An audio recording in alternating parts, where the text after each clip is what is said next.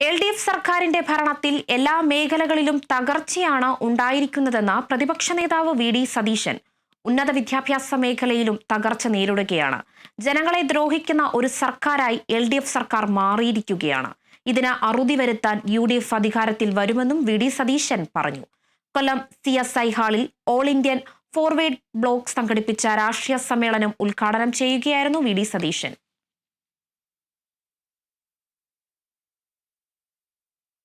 കേരളത്തിൽ നമ്മൾ പല മാറ്റങ്ങൾ നമ്മൾ ഗവൺമെന്റിനെ അനാവശ്യമായ കാര്യത്തിൽ എതിർത്തിട്ടില്ല. കേരളത്തിന്റെ ചരിത്രത്തിൽ ആദ്യമായിട്ടാണ് ഒരു പ്രതിപക്ഷം ഹർത്താൽ നടത്താതെ ബന്ദ് നടത്താത്ത ആദ്യത്തെ പ്രതിപക്ഷം.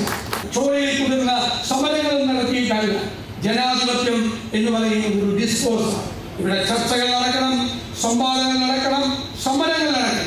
സാധാരണക്കാരന്റെ സങ്കടം മാറ്റാനുള്ള ഗുണപരമായ മാറ്റമായി രാഷ്ട്രീയത്തിൽ നടക്കുന്ന സംവാദങ്ങളെയും ചർച്ചകളെയും മാറ്റിയെടുക്കണം എന്നതാണ് UDFന്റെ പുതിയ നിലപാട്.